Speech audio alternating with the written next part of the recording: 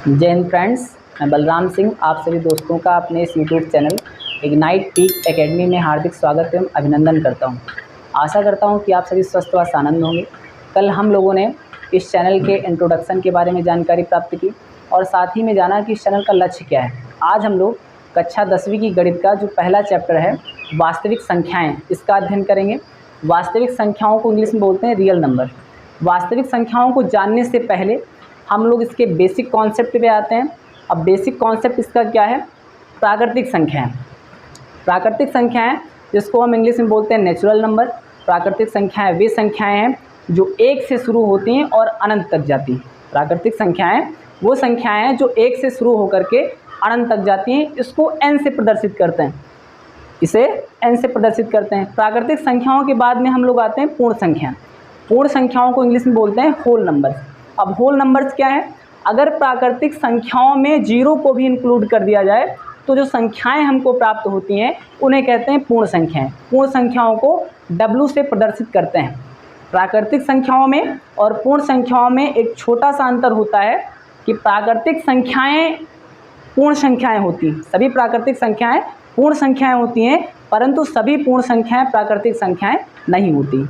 इसके बाद में हम लोग आते हैं पूर्णांक संख्याओं पे। पूर्णांक संख्याओं को इंग्लिश में बोलते हैं इंटीजर्स। अब पूर्णांक संख्याएं क्या हैं? जो हमारी पूर्ण संख्याएं थी उसमें अगर हम उसका ऋणात्मक पक्ष भी इंक्लूड कर दें, तो उसका बायां ऋणात्मक पक्ष भी अगर हम इसमें इंक्लूड कर दें तो जो संख्याओं का समूह प्राप्त होता है उसे हम बोलते हैं पूर्णांक संख्याएं। क्या बोलते हैं उसे? पूर्णांक संख्याएं। अब पूर्णांक संख्याएं दो प्रकार की हो सकती हैं। एक तो होता है कि जो जीरो के बाईं ओर की संख्याएं हैं जो ऋणात्मक होती हैं उन्हें हम बोलते हैं ऋणात्मक पूर्णांक। क्या बोलते हैं? ऋणात्मक पूर्णांक। और दूसरी साइड की जो संख्याएं हैं जो जीरो के दाईं ओर की होती हैं, धनात्मक होती हैं, उन्हें हम बोलते हैं धनात्मक पूर्णांक। क्या बोलते हैं? धनात्मक पूर्णांक। अब जो संख्या जीरो है ये ना तो धनात्मक होता है, ना तो धनात्मक होता है, धनात्मक होता है और ना ही ऋणात्मक होता है, और ना ही ऋणात्मक होता है। यानी कि जो संख्या जीरो है हमारा वो ना तो धनात्मक है ना ही ऋणात्मक, लेकिन जीरो एक पूर्णांक संख्या है। तो अब हम लोग जानेंगे कि परिमेय संख्याएं क्या होती हैं। परिमेय संख्याएं इसको हम लोग इंग्लिश में बोलते हैं रेशनल नंबर। रेशनल नंबर्स क्या होती हैं? वे संख्याएं जिन्हें P/Q के रूप में व्यक्त किया जा सकता है। यानी परिमेय संख्याएं क्या हैं? वे संख्याएं जिन्हें P/Q के रूप में व्यक्त किया जा सकता है परिमेय संख्याएं कहलाती हैं। जहां P और Q पूर्णांक हैं और Q is not equal to 0। अब जैसे इसका एग्जाम्पल क्या होगा? 1/2, 3, -5/3, 3/7 ETC। ये सारी जो एग्जाम्पल्स हैं परिमेय संख्याओं के। इसके बाद में हम लोग जानेंगे कि अपरिमेय संख्याएं क्या होती हैं। अपरिमेय संख्याएं जिसको हम लोग इंग्लिश में बोलते हैं इरेशनल नंबर। इरेशनल नंबर क्या होती हैं? वे संख्याएं जिन्हें P/Q के रूप में व्यक्त नहीं किया जा सकता है अपरिमेय संख्याएं कहलाती हैं। यानी अपरिमेय संख्याएं परिमेय संख्याओं के विपरीत होती हैं। इसका एग्जाम्पल क्या होगा? जैसे √2, √3, पाई ETC। तो अब हम लोग जानेंगे कि वास्तविक संख्याएं क्या होती हैं। वास्तविक संख्याओं को इंग्लिश में बोलते हैं रियल नंबर्स। रियल नंबर्स क्या है? परिमेय तथा अपरिमेय संख्याओं के समूह को वास्तविक संख्याएं कहते हैं। परिमेय तथा अपरिमेय संख्याओं के समूह को वास्तविक संख्याएं कहते हैं। यानी इसमें वास्तविक संख्याओं में परिमेय और अपरिमेय दोनों प्रकार की संख्याएं इंक्लूड होती हैं। इसका एग्जाम्पल होता है 3/2, √3, 0.5, 7 ETC। फिर उसके बाद में हम लोग आते हैं महत्तम समापवर्तक। इसको इंग्लिश में बोलते हैं हाईएस्ट कॉमन फैक्टर। इसे ही शॉर्ट में बोलते हैं HCF। ये क्या होता है? वह बड़ी से बड़ी उभयनिष्ठ संख्या जो दी हुई दोनों संख्याओं को पूर्णतः विभाजित कर दे महत्तम समापवर्तक कहलाती है। अब इसका हम लोग एग्जाम्पल देखेंगे। जैसे 10 तथा 20 का HCF।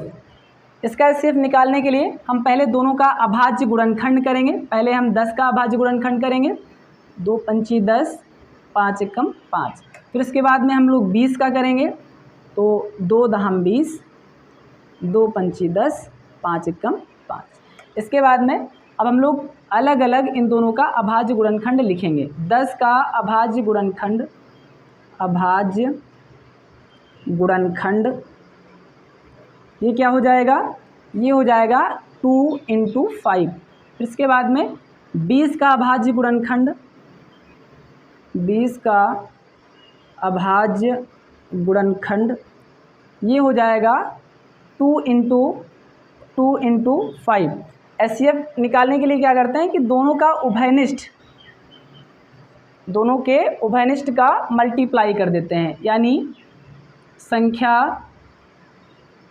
10 तथा 20 का एचसीएफ इक्वल टू इसका कॉमन 2 इंटू 5 ये आ जाएगा 10, यानी 10 और 20 का एचसीएफ क्या निकलेगा 10।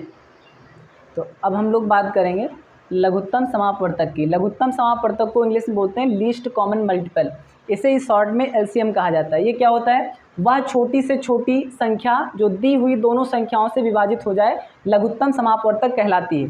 अब हम समझते हैं कि ये होता क्या है, जैसे इसका एग्जाम्पल समझते हैं। जैसे संख्या 15 तथा 25 का एलसीएम।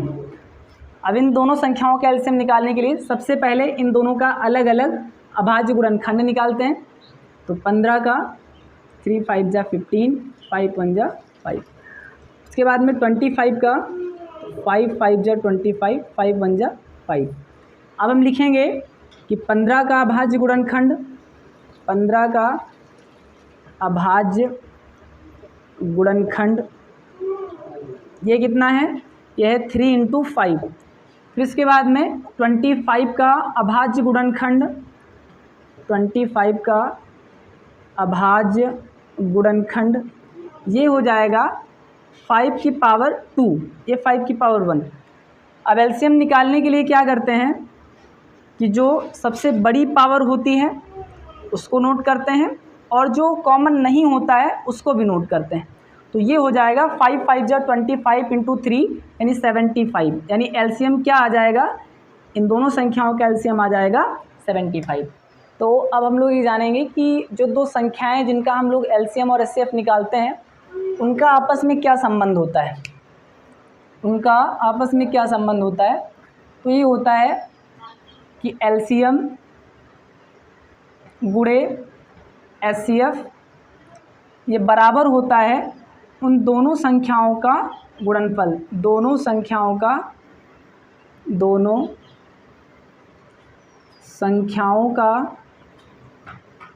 गुणनफल, दोनों संख्याओं का गुणनफल। LCM into HCF equal to दोनों संख्याओं का गुणनफल। तो अब हम लोग बात करेंगे यूक्लिड विभाजन प्रमेय का। ये क्या होती है, दो धनात्मक पूर्णांक a और b दिए रहने पर ऐसी अद्वितीय पूर्ण संख्याएं q और r विद्यमान है कि a equal to B Q plus R. इसका मतलब क्या होता है, इसका मतलब ये होता है, इसको अगर हम हिंदी में लिखें ये एक सूत्र बन जाता है कि भाज्य इक्वल टू भाजक गुणे भागफल प्लस शेषफल, जहाँ 0 is less than and equal to r and r is less than b। इसका मतलब ये होता है कि जो शेषफल होता है आपका, शेषफल सदैव भागफल से छोटा होता है, शेषफल सदैव भागफल से छोटा होता है। अब इसको हम एक एग्जाम्पल के थ्रू समझेंगे। जैसे यहाँ पे हम 2 से भाग दे रहे हैं 11 को, तो 2 पंची 10, 1 बचेगा। तो यहाँ पे 2 क्या हो गया, ये 2 हो गया आपका भाजक, 2 कहलाएगा भाजक, और ये जो 11 है ये कहलाएगा भाज्य, 11 कहलाएगा भाज्य, और जो ये 5 है ये आपका कहलाएगा भागफल, और जो संख्या 1 है ये कहलाएगी शेषफल। यानी कि इसमें दिया गया था 0 is less than and equal to r and r is less than b। शेषफल सदैव भागफल से छोटा होता है। तो यहाँ पे हम लोग देखेंगे भागफल 5 है, शेषफल 1 है, यानी शेषफल जो है वो भागफल से छोटा है, शेषफल भागफल से छोटा है। तो चलिए अब हम लोग बात करते हैं इस चैप्टर के सवालों की। एक्सरसाइज 1.1 अति लघु उत्तरीय प्रश्न का पहला प्रश्न है, यदि एचसीएफ 99,153 इक्वल टू 9, तो एलसीएम 99,153 का मान ज्ञात कीजिए। तो इसके लिए सबसे पहले सॉल्व करने के लिए हम लोग इसका फार्मूला लिखते हैं कि HCF into LCM equal to दोनों संख्याओं का गुणनफल, दोनों संख्याओं का गुणनफल। HCF क्या दिया हुआ है 9 रख देते हैं। LCM क्या दिया हुआ है दोनों संख्याओं का, ये निकालना है। दोनों संख्याओं का गुणनफल यानी पहली संख्या है 99 इंटू 153। LCM निकालने के लिए जो आपका 9 इंटू में है वो इक्वल टू की दूसरी साइड में अपॉन में आ जाता है, अपॉन में 9 करेंगे। 9 1 जा 9, 9 1 जा 9, यानी एलसीएम इक्वल टू ये हो जाएगा 11 इंटू 153। तो एलसीएम क्या आ जाएगा, एलसीएम आ जाएगा, इन दोनों का मल्टीप्लाई करेंगे। 11 3 जा 33, 11 5 जा 55 में 3 ऐड करेंगे 58 का 8, 11 1 जा 11 में 5 ऐड करेंगे तो आएगा ये 16। यानी एलसीएम क्या आ जाएगा, एलसीएम आ जाएगा इन दोनों संख्याओं का 99,153, ये आ जाएगा 1683। तो अब हम लोग बात करते हैं दूसरे क्वेश्चन की। दूसरा क्वेश्चन है दो संख्याओं का HCF 16 तथा गुणनफल 3072 है, तो उनका एलसीएम ज्ञात कीजिए।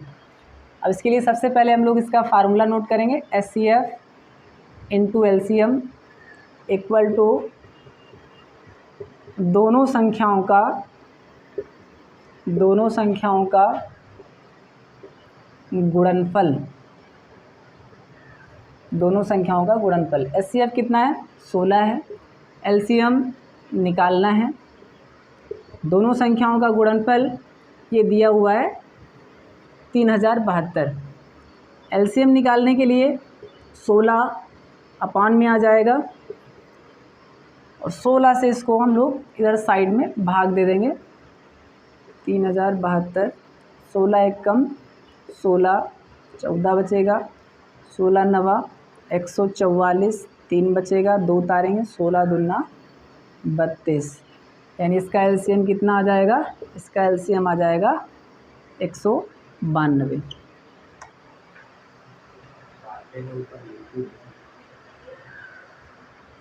यहाँ पे 192 नोट कर लीजिए। अब हम लोग बात करते हैं तीसरे क्वेश्चन की। तीसरा क्वेश्चन क्या कह रहा है, तीसरा क्वेश्चन है संख्या 144 के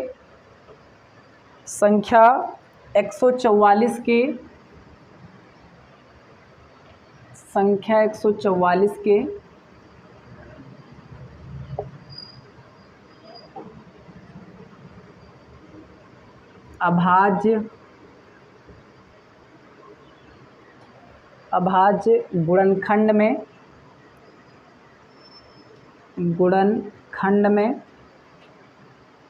2 की घात ज्ञात कीजिए। 2 की घात ज्ञात कीजिए। तो सबसे पहले हम 144 का अभाज्य गुणनखंड करते हैं। 144 का अभाज्य गुणनखंड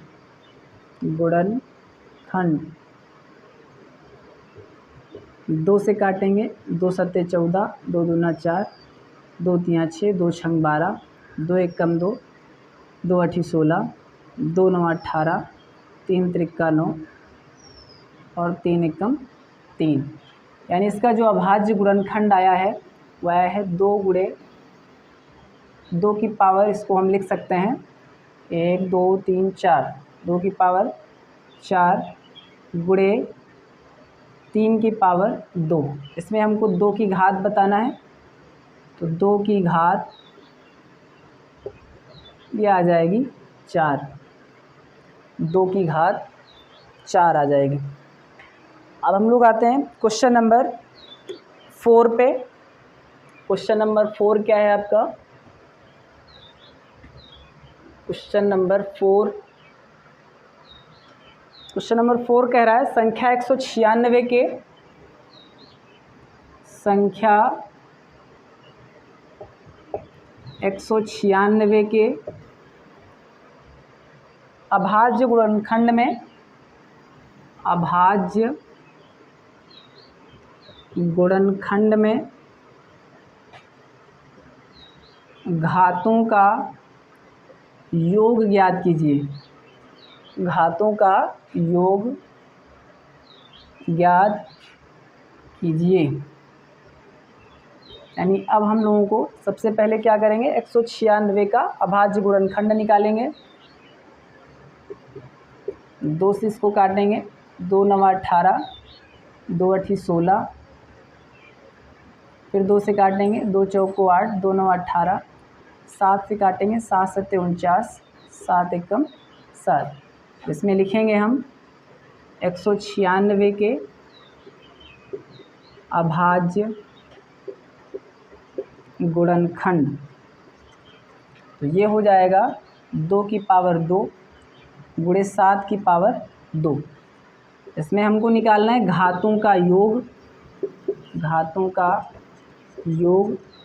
ये 2 + 2, 2 की पावर 2 की 1 घात और 7 की पावर 2 की 1 घात, यानी ये कुल घातों का योग आ जाएगा 4। कुल घातों का योग आ जाएगा 4। तो अब हम लोग बात करते हैं क्वेश्चन नंबर 5 की। क्वेश्चन नंबर 5 है कि वह निम्नतम संख्या याद कीजिए जो 1 व 10 तथा इनके बीच की सभी प्राकृत संख्याओं से विभाजित है। यानी इसमें हमको इन सब संख्याओं का एलसीएम निकालना है। इन सारी संख्याओं का एलसीएम निकालना है 1 से लेकर के 10 तक। 7 8 9 और 10। 2 से डिवाइड करेंगे इसको, 2 एकम 2, 2 दूना 4, 2 तिया 6, 2 चौको 8, 2 पंची 10। फिर 2 से इसको काटेंगे, 2 एकम 2, 2 दूना 4। फिर इसको 2 से एक बार और काटेंगे,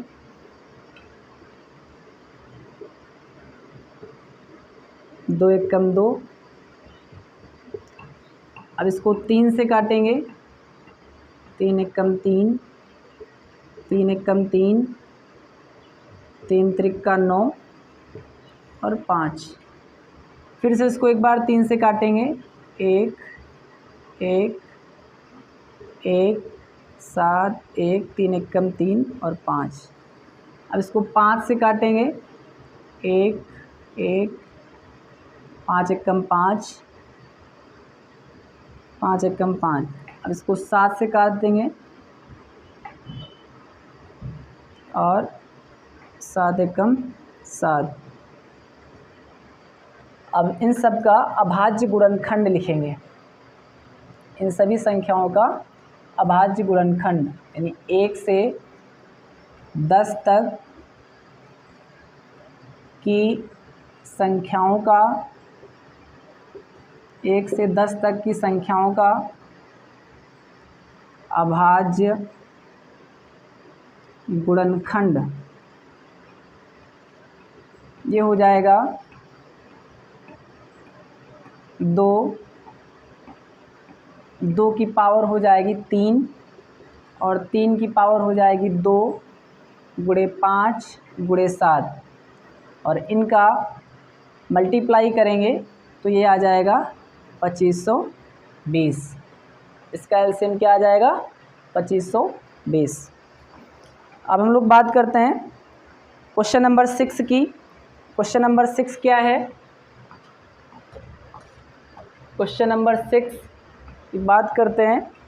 ये है ब्रैकेट में 2 की पावर 3, ब्रैकेट में 2 की पावर 3 इंटू 3 इंटू 5 तथा 2 की power 4 into 5 into 7 bracket close का एलसीएम ज्ञात कीजिए। का एलसीएम ज्ञात कीजिए। इसका एलसीएम क्या हो जाएगा? तो इसका एलसीएम निकालने के लिए सबसे पहले आप लोग इनको ऊपर नीचे करके ऐसे लिख देंगे, 2 की पावर 4 5 इंटू 7। और इसमें देखेंगे जो सबसे बड़ी घात होती है उसको नोट करते हैं एलसीएम के लिए, यानी 2 की पावर 4, फिर 5 मैच कर रहा है तो 5 को एक बार लिखेंगे,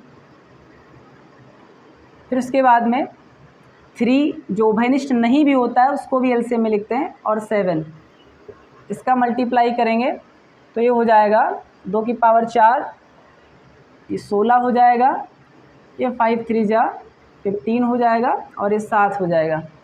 इसका मल्टीप्लाई क्या हो जाएगा? 16 और ये 105 हो जाएगा।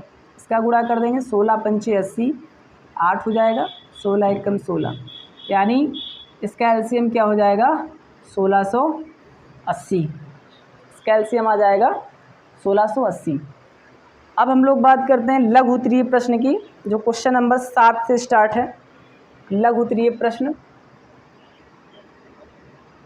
और लघु उत्तरीय प्रश्न का पहला प्रश्न है 7 नंबर, इसको रफ कर देते हैं।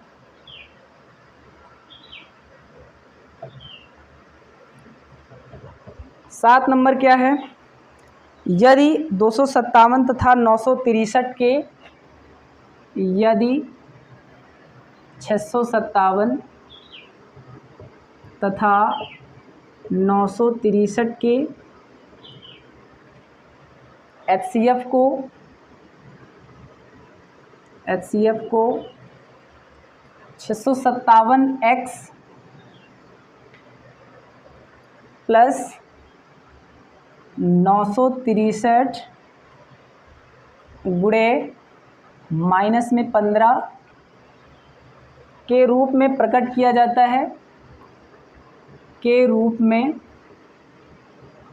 प्रकट किया जाता है, तो x का मान ज्ञात कीजिए। तो x का मान ज्ञात कीजिए। इसको हल करते हैं।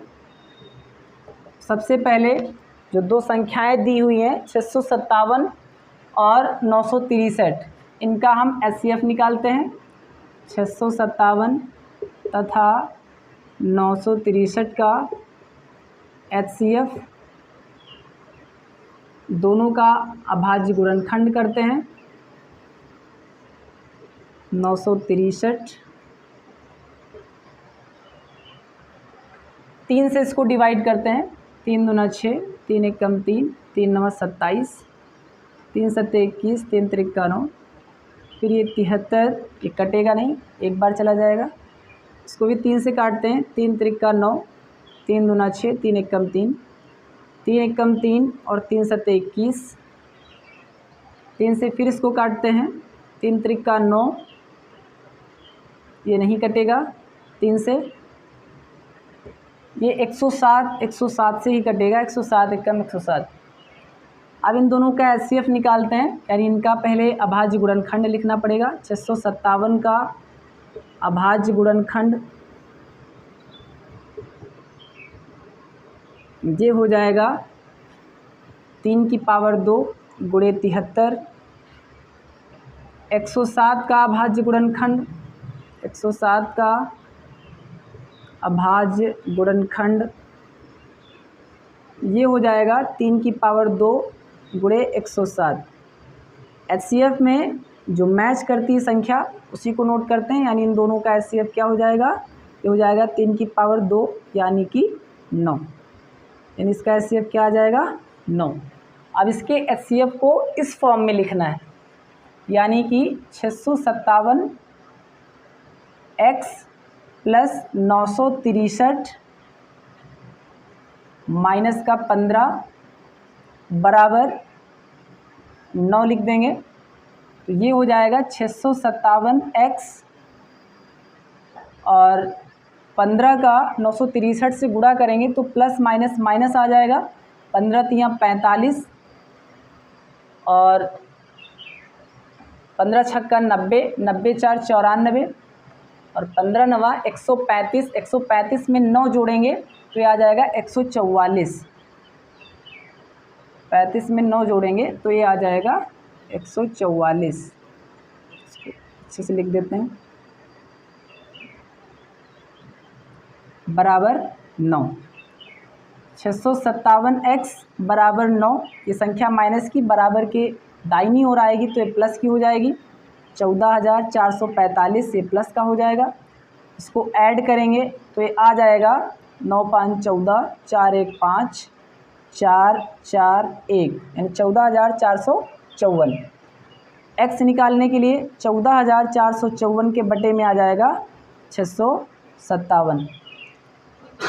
अब इससे इसको भाग देंगे तो इसको भाग देने के लिए साइड में भाग दे देते हैं। 657 14,454, इसको ऊपर भाग देते हैं, यहाँ पे स्पेस करें। 657 14,454 कितनी बार में जाएगा? 2 बार में ले जाएंगे तो 2 सते 14, 2 पंची 10 1 11, 2 छंग 12 1 13। माइनस कर देंगे, 5 से 4 जाएगा, 1 बचेगा, 4 से 1 जाएगा, 3 बचेगा, 4 से 3 जाएगा, 1 बचेगा और ये 14 नोट कर लेंगे। अब ये 2 बार में पूरा कट जाएगा, यानी कि जो x का मान आ जाएगा वो आ जाएगा 22। x का मान क्या आएगा? 22 आ जाएगा। अब हम लोग बात करते हैं अगले क्वेश्चन की, क्वेश्चन नंबर 8। क्वेश्चन नंबर 8 भी सेम इसी तरीके का है जैसे 7 नंबर क्वेश्चन है। क्वेश्चन नंबर 8 क्या कह रहा है? ये कह रहा है 65 और 117, 65 और 117, 65 और 117 के HCF को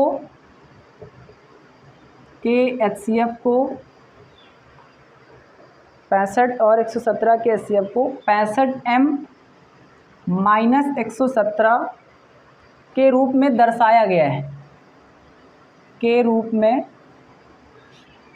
दर्शाया गया है, दर्शाया गया है। m का मान ज्ञात कीजिए, m का मान ज्ञात कीजिए,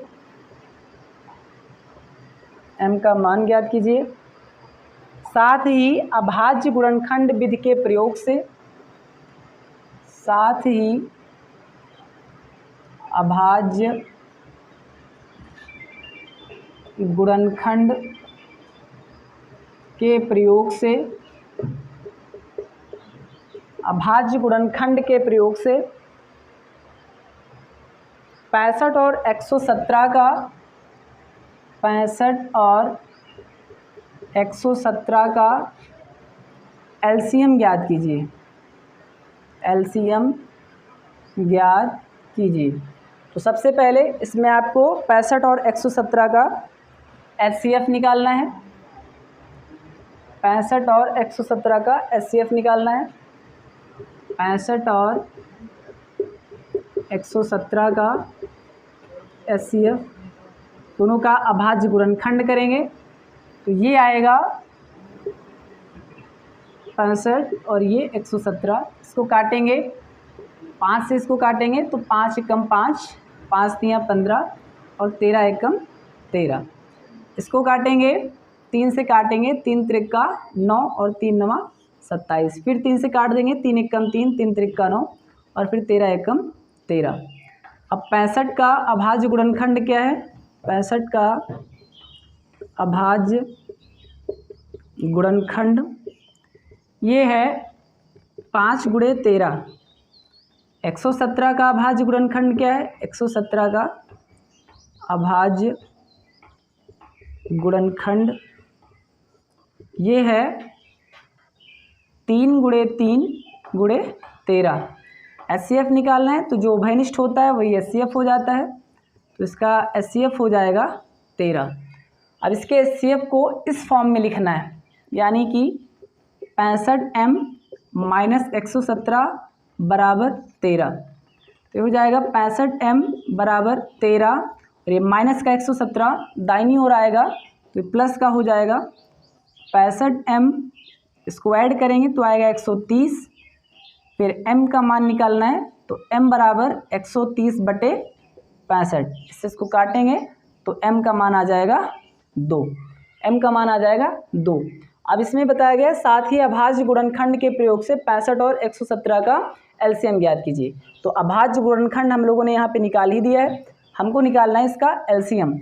तो एलसीएम के लिए क्या करेंगे, जो कॉमन मिल रहा है 13 और जो नहीं मिल रहा है उसको भी नोट करना है, यानी 5 हो जाएगा और 3 × 3 हो जाएगा। इसको गुणा करेंगे तो आएगा 13 × 25 65 और ये 3 × 3 9, यानी एलसीएम निकालने के लिए 9 से 65 को गुणा करेंगे तो ये आ जाएगा 9 × 5 = 45, 9 × 5 = 45, 9 × 6 = 54 और 54 × 4 = 58, यानी इसका एलसीएम आ जाएगा 585। एलसीएम क्या आ जाएगा 585।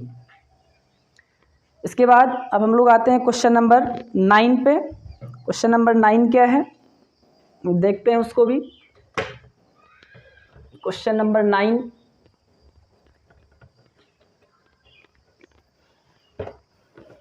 नंबर क्वेश्चन है कि दो संख्याओं का HCF, दो संख्याओं का HCF, दो संख्याओं का HCF 27 तथा LCM 162 है, 162 है। यदि एक संख्या 54 है, यदि एक संख्या 54 है तो दूसरी संख्या ज्ञात कीजिए, दूसरी संख्या ज्ञात कीजिए, दूसरी संख्या ज्ञात कीजिए। इसको हल करते हैं। इसका फार्मूला होता है HCF गुणे LCM, HCF गुणे LCM बराबर पहली संख्या गुणे दूसरी संख्या, पहली संख्या गुणे दूसरी संख्या। HCF कितना है, HCF है 27, LCM है 162, पहली संख्या है 54, दूसरी संख्या निकालना है, दूसरी संख्या निकालना है। दूसरी संख्या निकालने के लिए क्या होगा, जो 54 है वो अपान में चला आएगा, 54 अपान में चला आएगा, 27 2 से कट जाएगा और ये 2 × 8 = 16, 2 × 1 = 2, यानी दूसरी संख्या क्या आ जाएगी, दूसरी संख्या आ जाएगी 81, दूसरी संख्या आ जाएगी 81। तो अब हम लोग बात करते हैं क्वेश्चन नंबर 10 की। 10 नंबर क्वेश्चन है, दो संख्याओं का HCF 23 तथा LCM 1449 है। यदि एक संख्या 161 है तो दूसरी संख्या ज्ञात कीजिए। इसको सॉल्व करने के लिए सबसे पहले हम इसका फार्मूला नोट करते हैं। HCF गुणे LCM बराबर पहली संख्या गुणे दूसरी संख्या, पहली संख्या गुणे दूसरी संख्या। HCF कितना दिया हुआ है, HCF है 23, LCM है 1449, पहली संख्या दी गई है 161 गुणे दूसरी संख्या, गुणे दूसरी संख्या। दूसरी संख्या निकालने के लिए दूसरी संख्या बराबर क्या हो जाएगा, 23 गुणे 1449 और 161 जो है वो अपान में चला आएगा।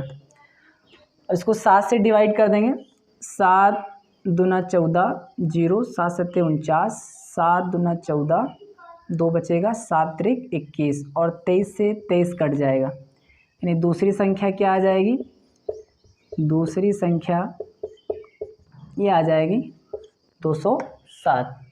दूसरी संख्या क्या आएगी 207।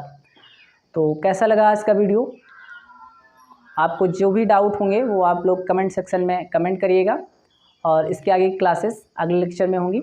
Thank you. जय हिंद, जय भारत।